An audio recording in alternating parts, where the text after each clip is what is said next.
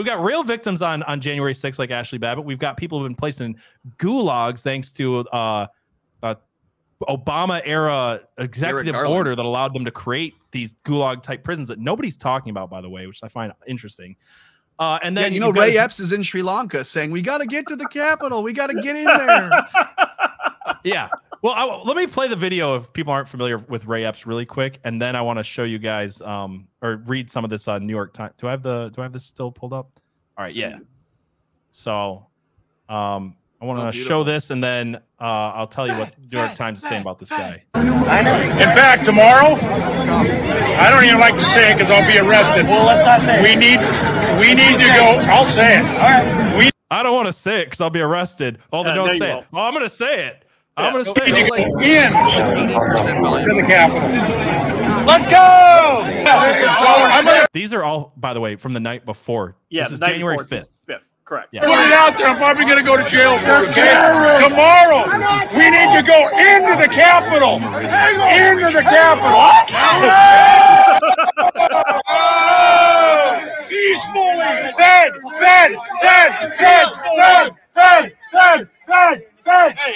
I'm with them. Yeah. All right, now the next day, January 6th, still saying the same thing. I'm trying to remember if I saw him there, because I was there.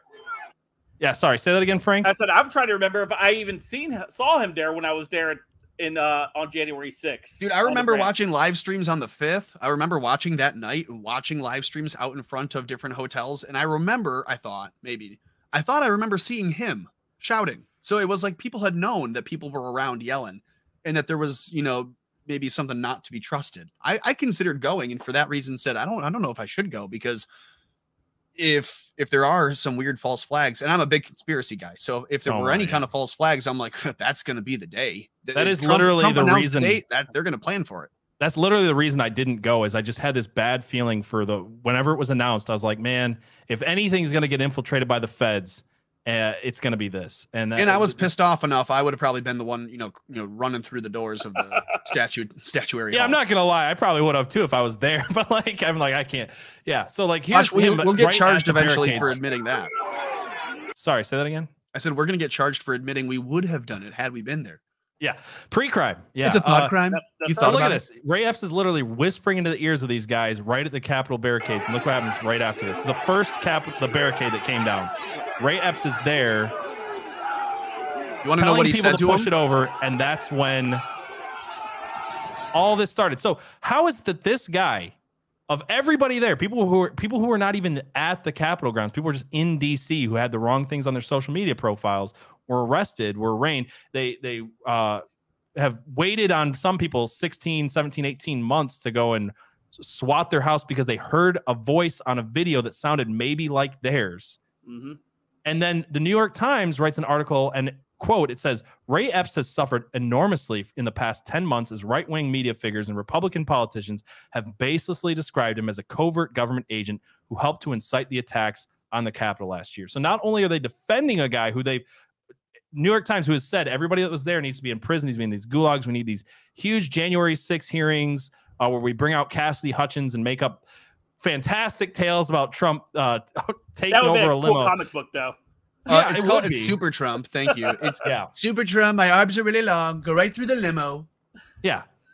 So it's just like the more the lady doth protest too much in this case. Like the more you try to say, hey, the one guy who was there inciting the violence and inciting the barricades coming down and was there when the barricades came down and said the night before we should go into the building, and how we've been trying to say it was planned because some guy had a Lego set in his living room.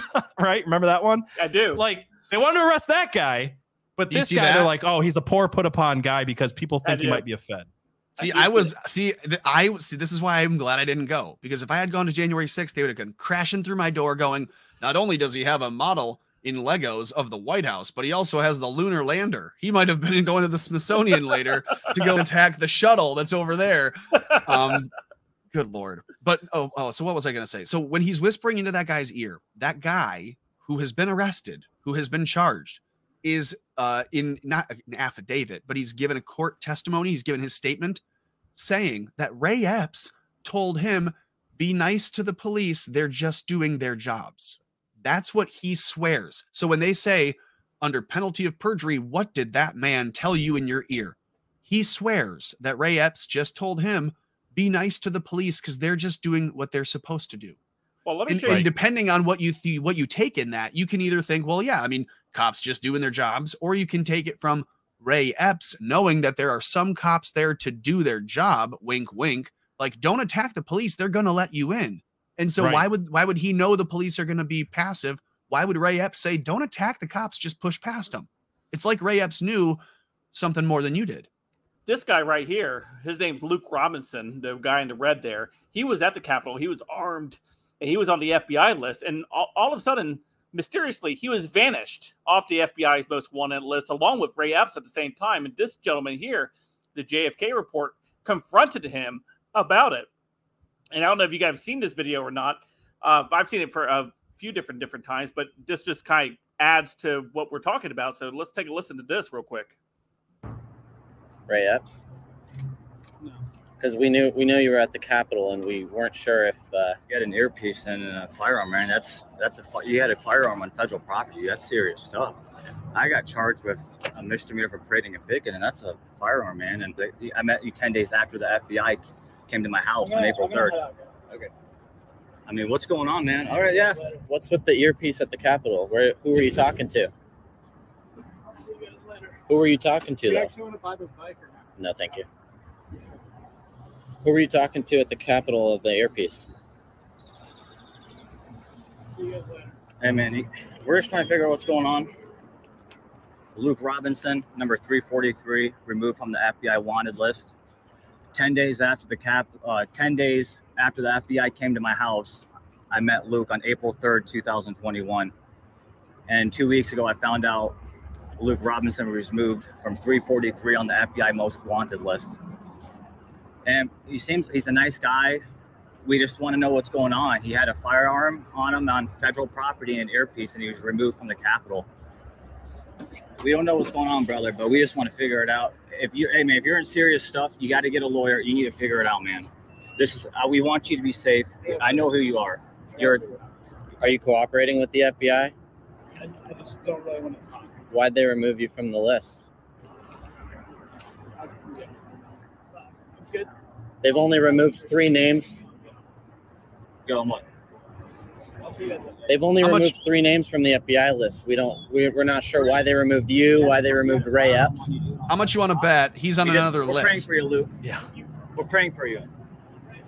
Because I think the FBI uses these criminals, known or unknown to us. The FBI knows who the criminals are.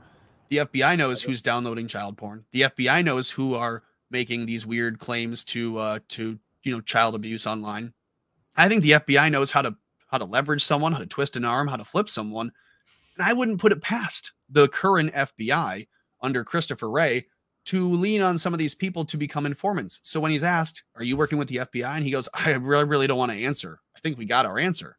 Yep. Yeah. Anytime somebody answers a question as basic as that is, I don't want to answer. That is an answer. And I got to say, the only shocking part about that video was the fact that he had a 2-seater bicycle. Like, where do you find those? Well, because, the kids that he's into don't fit in the basket. That's right. There we go. Or that, or him and Ray Epps shared the bicycle, never know. Yeah, that's right. Yeah. No, Ray Epps has a really with the nice golf seats cart removed, though. and a bunch of Yeah. acreage out in Arizona. He's now moving in. Ray Epps now lives in a mobile home at the foot of the Rockies. He and his wife had to move all their possessions into a mobile home. He's been harassed And the into New York hiding. Times feels very bad for him.